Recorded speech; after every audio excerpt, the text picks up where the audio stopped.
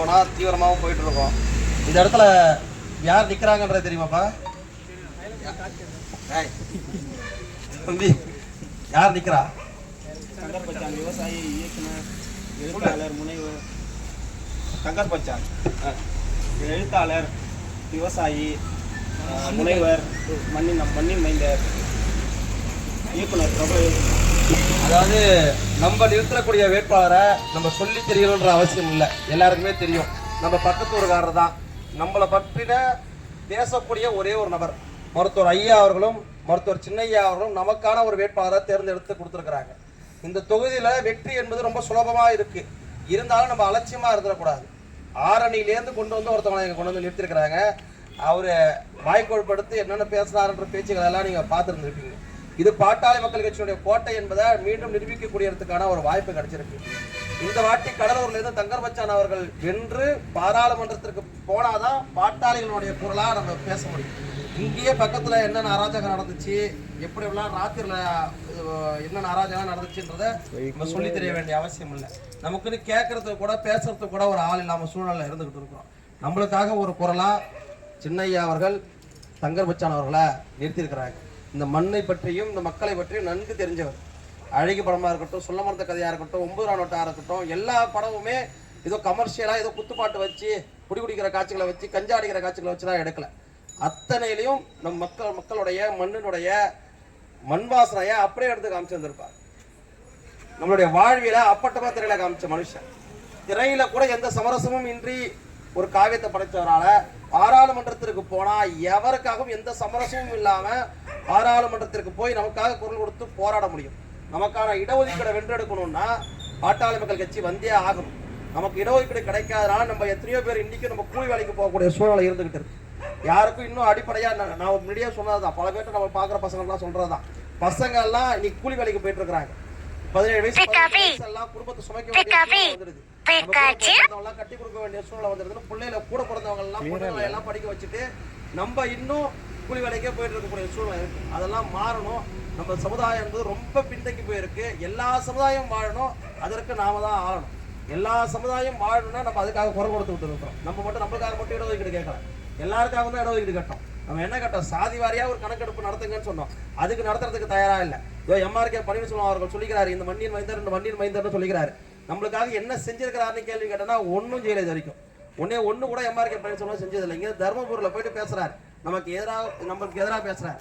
ஆனா நம்ம கோட்டால பாட்டாளி மக்கள் கட்சி தோன்றுவிச்ச பின்பாக வன்னியருடைய பிரதிநிதித்துவம் ரொம்ப கம்மியா இருக்கு. இனிமேட்டு வன்னியர்களை ஏமாற்ற முடியாதுன்ற அடிப்படையில தான் அவர் அமைச்சராகவே ஆனார்.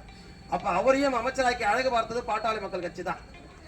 பாட்டாளி மக்கள் கட்சி ஒன்று தோன்றுவிக்கப்படலாம், எம்ஆர்கேவுக்கெல்லாம் அமைச்சராக்கி இருக்க மாட்டாங்க திமுக. அதை கூட அந்த நன்றியை கூட மறந்துட்டு இன்னைக்கு பாட்டாளி மக்கள் கட்சிக்கு எதிராக அவர் பேசிட்டு இருக்கிறார். 10 பாராளுமன்ற வேட்பாளர்களை மருத்துவர் ஐயா அவர்கள் பார்த்து தேர்ந்தெடுத்திருக்கிறார். இங்க தங்கர் பச்சான் அவர்கள் பல லட்சம் வாக்குகள் வித்தியாசத்துல வெற்றி பெற வேண்டிய சூழ்நிலை இருக்கு. ஏதோ சாதாரணமான வெற்றியாக இருந்திருக்கூடாது, இது ஒரு சரித்திர வெற்றியா இருக்கணும், மிகப்பெரிய வெற்றியா இந்த இடத்துல பதிவு செஞ்சே ஆகணும். இப்ப நீங்க இருக்கிறீங்க, கிட்டத்தட்ட ஒரு 20-30 பேர் இருக்கிறீங்க அப்படின்னா, எதுக்கு நாங்க குறிப்பா உங்களை வந்து சந்திக்கிறோம்னா, இந்த 20-30 பேரும் ஆளுக்கு 100 ஓட்டு. ஐயா எல்லாரையும் சொன்னதுதான், எல்லாத்தையுமே சொல்லியிருப்பாங்க, 1000 × 100 1 லட்சம் ஒரு சட்டமன்ற தொகுதிக்கு. அதே மாதிரி இங்க இருக்கிறவங்க 20 பேரும் 30 பேரும் ஆளுக்கு 100 ஓட்டு சேர்த்தா அந்த 30 ஓட்டுன்றது 3000 ஓட்டு. இந்த 30 பேரும் இன்னும் அடுத்து வரக்கூடிய 30 நாட்கள்ல, 30 நாட்கள் கூட இல்லை, 20 நாள் தான் இருக்கு. 20 நாள் தான், இன்னைக்கு 28 ஆயிடுச்சு, இன்னும் 18, இன்னும் 20 நாள் தான் இருக்கு. இந்த 20 நாள் அயராம உழைச்சா போதும். ஆளுக்கு 100 ஓட்டு கணக்கு பண்ணீங்க. இதை நம்மளுக்கு உணர ஓட்டையெல்லாம் பார்த்த கூடாது. 100 ஓட்டு தானே சொன்னாங்க, நம்மளுக்கு உணர ஓட்டையே பார்த்துக்கணும். நம்மளுக்கு ஆதரவாக இருக்கக்கூடியவர்கள், மாற்றத்தை விரும்பக்கூடியவர்கள், இந்த திராவிட கூட்டத்தை வீட்டுக்கு அனுப்பணும் துடிச்சிட்டு இருக்கிற 100 பேரை தேர்ந்தெடுத்து அவர்களை சந்திச்சு அவர்களை மீண்டும் சந்திச்சு ஓட்டுகள். இதனால நம்ம ஒன்றும் குறைஞ்சு போயிட போறது கிடையாது. இந்த வாட்டி ஜெயிச்சாதான் இருக்கக்கூடிய கடைசி பிடிமானம், கடைசி வாய்ப்பு. இந்த வாய்ப்பை நம்ம தவற விட்டுட்டோம்னா இனி ஒரு காலமும் நம்மளை தூக்கி பிடிக்கிறதுக்கு ஒரு ஆள் கிடைக்காது. இனி ஒரு காலமும் நம்ம அழுது போறனாலும் இப்படியான ஒரு வாய்ப்பு கிடைக்காது. அன்புமணி ராமதாஸ் அவர்கள் போன்ற தகுதியான தலைவர்கள், வேற யாருக்கும் அந்த மாதிரி தகுதியான தலைவர்கள் கிடைக்கல. தகுதியான ஒரு தலைவர்கள் கிடைச்சும் நம்ம அந்த வாய்ப்பை விட்டுட்டு இருக்கிறோம் அப்படின்னா நம்மளை விட ஏமாந்த கூட்டம் யாருமே கிடையாது. இன்னும் இப்ப 20% எம்பிசி இடஒதுக்கீடு நம்மளாலதான் 108 சமுதாயம் வாழ்ந்துச்சு. 108 சமுதாயம் வாழ்ந்துச்சு. அன்னைக்கு வாழ வச்சது மருத்துவர் ஐயா அவர்கள். கலைஞருடைய சமுதாயத்தை சேர்த்து வாழ வச்சது மருத்துவர் ஐயா அவர்கள் தான். 23 பேர் செத்தாங்க அதுக்காக. அதையெல்லாம் நம்ம உணர்ந்து அவர்களுடைய பட்ட கஷ்டங்கள் எல்லாம் நீங்க நிறைவேறிடுச்சா? எதுக்காக செத்தாங்க? தான் நல்லா இருக்கணும், தான் கோடீஸ்வரனா இருக்கணும், நம்ம புள்ள குட்டியெல்லாம் நல்லா இருக்கணும் செத்தாங்க. இந்த சமுதாயத்துல எல்லாரும் படிச்சு முன்னேறணும், எல்லாருக்கும் வேலை கிடைக்கணும் தான். இங்க இருக்கக்கூடிய எத்தனை பேர் படிச்சுட்டு வேலைக்கு போக முடியாம இருப்பீங்க? இதுல எத்தனை பேர் இருக்கீங்க படிச்சுட்டு வேலைக்கு போக முடியாம? எத்தனை பேர் இருக்கிறீங்க? நிறைய பேர் இருக்கீங்க. பெரும்பான்மையா இருக்கிறோம், வேலை கிடைக்காது.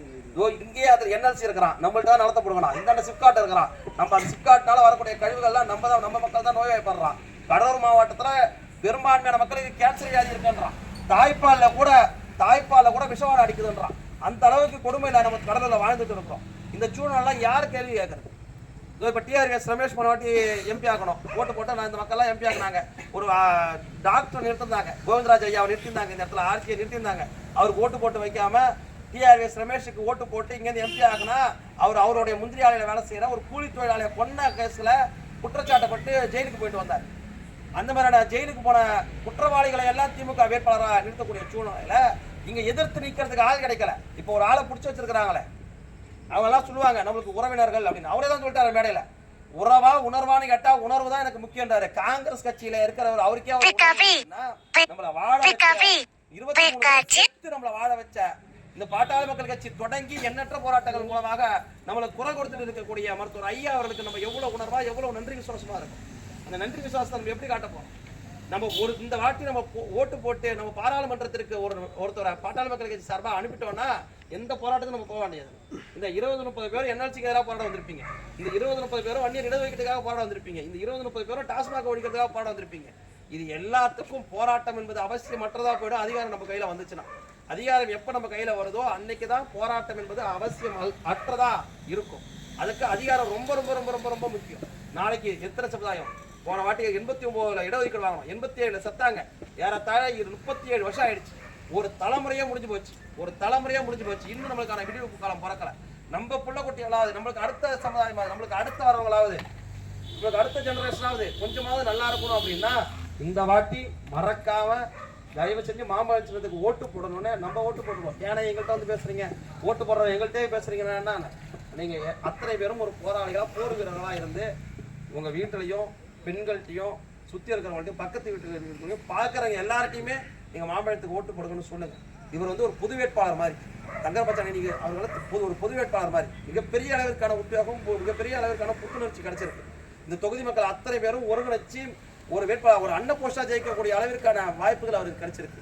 நமது சேனல் பணிகளுக்கு பங்களிக்க விரும்புவோர், வளர்ச்சிக்கு உதவ விரும்புவோர் கீழே கொடுக்கப்பட்டுள்ள ஜிபே, ஃபோன்பே, பேடிஎம் எண்ணில் தங்கள் பங்களிப்பை அளிக்கலாம்.